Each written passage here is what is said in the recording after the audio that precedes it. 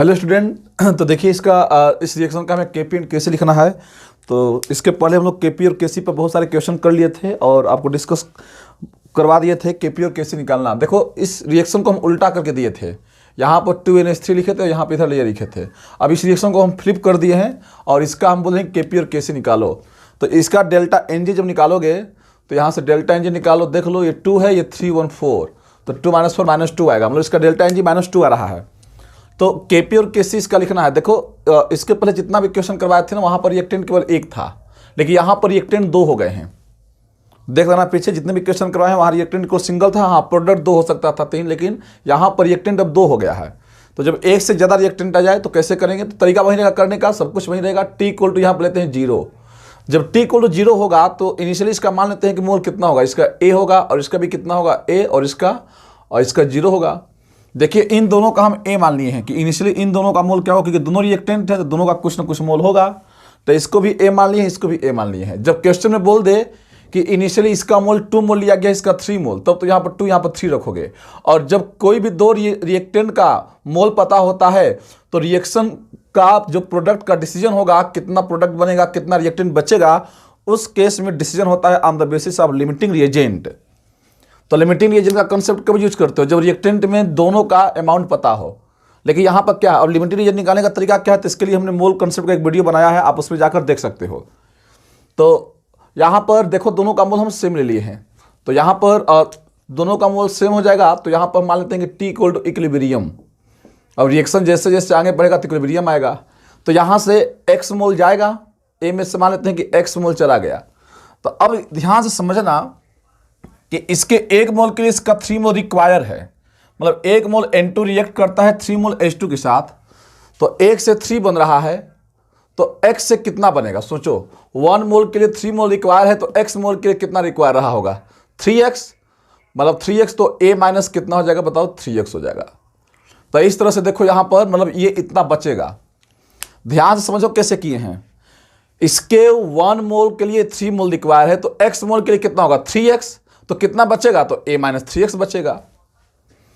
हाँ आप ऐसे भी कर सकते थे, कुछ बच्चे बोलेंगे कि यहाँ पर क्योंकि दोनों का मोल सेम ही है, तो जब दोनों का मोल यहाँ पर सेम है तो यहाँ पर हम लोग इस रिएक्शन को स्टार्ट अलग तरीके से और कर सकते थे कि मान लो आप यहाँ से स्टार्ट करोगे, आप बोलोगे कि इसका a का x मोल गया, तो चलो मान लेते हैं कि इसमें से x मोल चला गया। तो देखो इसके 3 से कितना, इसके 3 के लिए 1 रिक्वायर है। देखो ध्यान से कैसे लगाते हैं, 3 के लिए कितना रिक्वायर है, बोलो 1, तो 1 के लिए कितना रिक्वायर होगा, तो 3 के लिए 1 रिक्वायर है, तो 1 के लिए 1/3 रिक्वायर होगा। तो कितना यहाँ से जा रहा है x, तो x के लिए कितना रिक्वायर होगा, x/3 रिक्वायर होगा। मतलब कि x/3 कंबाइन कर चुका होगा, तो बचेगा कितना, तो a में से माइनस कर देंगे, a - x/3। तो आप दोनों ओर से स्टार्ट कर सकते हो, लेकिन हम इधर से स्टार्ट करेंगे, आप चाहो तो कहीं से भी स्टार्ट करो। तो हम इधर से स्टार्ट कर रहे हैं कि इसका इक्विलिब्रियम पर x मोल चला गया, तो इसका कितना बचेगा, क्योंकि यहाँ भी देखेंगे तो इसके 1 के लिए 3 रिक्वायर है, तो x के लिए 3x, तो कितना बचेगा, a - 3x बचेगा। अब स्टूडेंट आगे देखो, यहीं से लगाओ कि इसके 1 मोल के लिए 2 मोल रिक्वायर है, तो 1 मोल से इसका 2, तो x से कितना बनेगा, 2x बनेगा। 1 से 2 बन रहा है तो x से 2x, तो इसका 2x बन चुका होगा। तो देख लो ये इक्विलिब्रियम पर मोल है। अब कंसंट्रेशन लिखो, तो इसका कंसंट्रेशन लिखते हैं।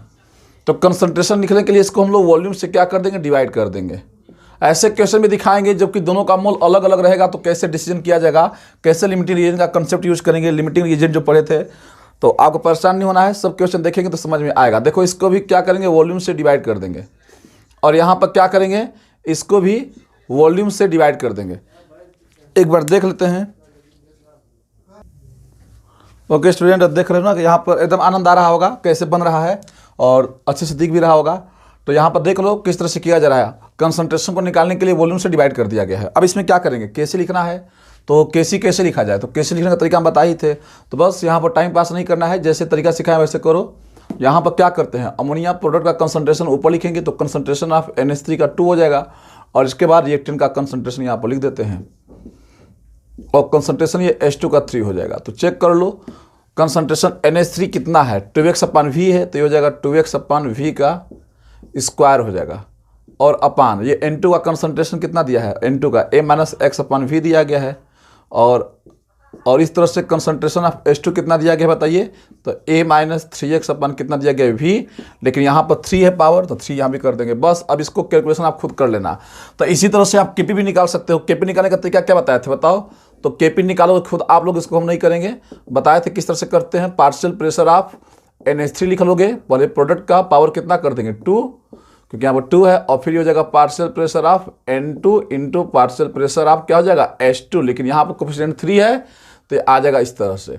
और इसके बाद आप देख लो पार्शियल प्रेशर कैसे निकालोगे, तो पार्शियल प्रेशर बताया था formula, mole fraction into total fraction, और टोटल प्रेशर, तो टोटल प्रेशर P मान लेना। मोल फ्रैक्शन कैसे निकालोगे, जैसे NH3 का मोल फ्रैक्शन, तो NH3 का मोल देखो कितना दिया, इतना दिया है 2x, और मोल फ्रैक्शन निकालने के लिए टोटल मोल ऐड कर देना, तो ये खुद आप लोग कर लेना। इसके बाद देखो अब हम न्यूमेरिकल करेंगे, अब हम न्यूमेरिकल करवाएंगे अच्छे NCERT के एक्सरसाइज के भी कुछ क्वेश्चन करेंगे, तो इसको आप नोट कर लो। इसके बाद हम क्वेश्चन पाते हैं सीधे, तरीका आपको समझ में सब आ गया होगा कैसे हमें करना है सब। हम क्या बताए थे कि आप इसको यहाँ से भी चल सकते थे, हम इधर से स्टार्ट कर दिए।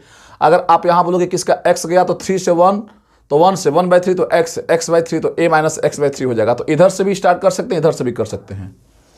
कब, जब मोल सेम रहेगा, मतलब कि अगर डिफरेंट मोल आ गए तो वहाँ पर हमें कंसिडर करना पड़ता है लिमिटिंग रीजन की किधर से चले हैं, लेकिन जब सेम है तो कोई दिक्कत यहाँ पर नहीं है।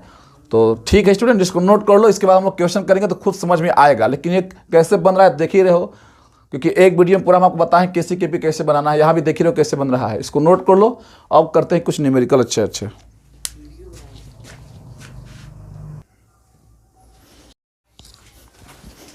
ओके स्टूडेंट, देखो एक क्वेश्चन हम लोग कर रहे हैं, और ये आपका NCERT का टेक्स्ट बुक का क्वेश्चन नंबर 9 है। और ऐसे आपके NCERT में 10-15 क्वेश्चन मिल जाएंगे जो कि KP और KC पर हैं, और जो कंसेप्ट सिखाए हैं सब लग जाएंगे।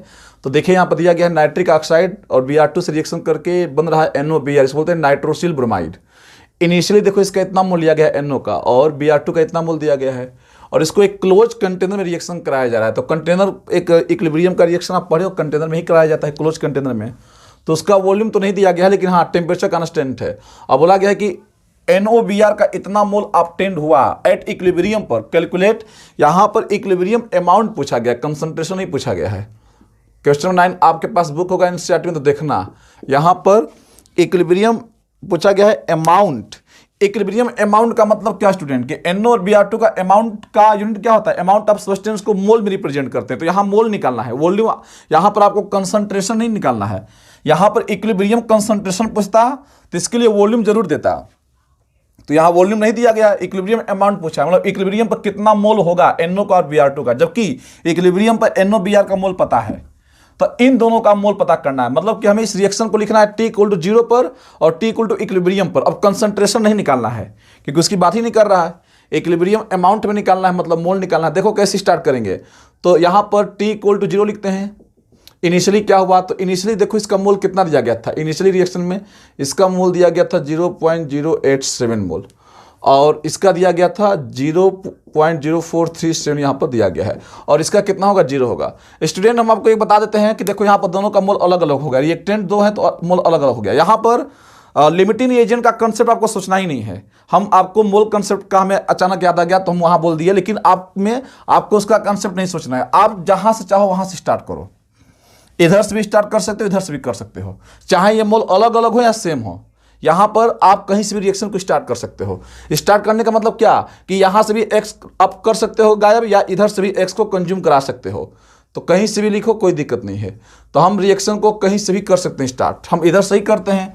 तो मान लेते हैं कि यहाँ पर इसका x मोल चला गया, आप इधर से भी x लेकर चल सकते थे, तो इसका इक्विलिब्रियम पर x मोल यहाँ से कंज्यूम हो गया। तो अब बताओ इसके x मोल के लिए कितना यहाँ से रिक्वायर होगा, इसके 2 के लिए 1 रिक्वायर है, इसके 2 मोल के लिए इसका 1 मोल बन रहा है, ये नहीं बोलोगे क्योंकि यहाँ बन तो ये रहा है। तो इस 2 मोल के लिए इसका 1 मोल, यहाँ पर 1 है तो 2 के लिए 1 रिक्वायर है, तो 1 के लिए कितना रिक्वायर होगा 1/2, तो x के लिए कितना होगा x/2, मतलब कि एक तो कितना बचेगा, तो 0.0437 में से x/2 को क्या कर देंगे, माइनस कर देंगे।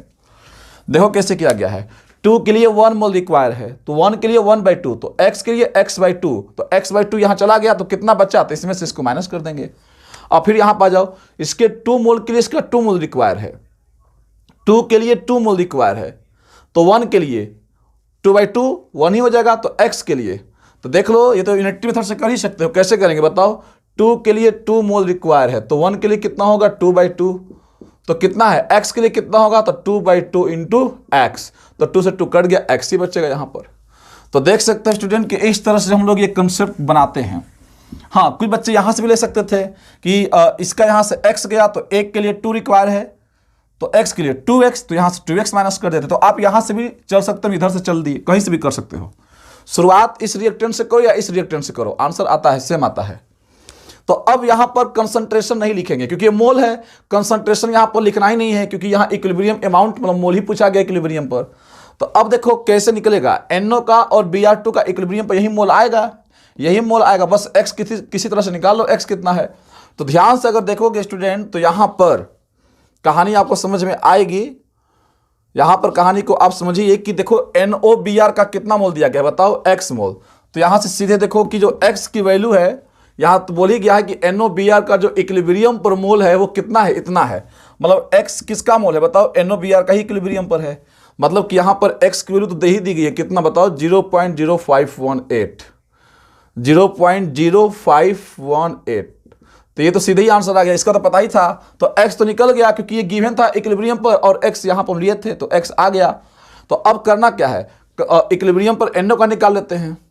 तो इक्विलिब्रियम अमाउंट ऑफ NO कितना हो जाएगा, इक्विलिब्रियम अमाउंट ऑफ NO का हम लोग निकालेंगे। तो देख लो NO का कितना आएगा, तो इक्विलिब्रियम पर NO का अमाउंट कितना, इतना है, तो 0.087 माइनस x कितना है बताओ, 0.0518।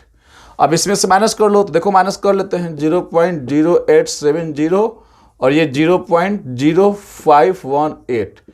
10 में से 8 जाएगा 2, 6 में से 1 जाएगा, कितना जाएगा 5, और 8 में से 5 जाएगा 3, 0, तो 0.0352 आएगा। तो ये स्टूडेंट किसका आ गया बताइए, इसका आ गया मोल।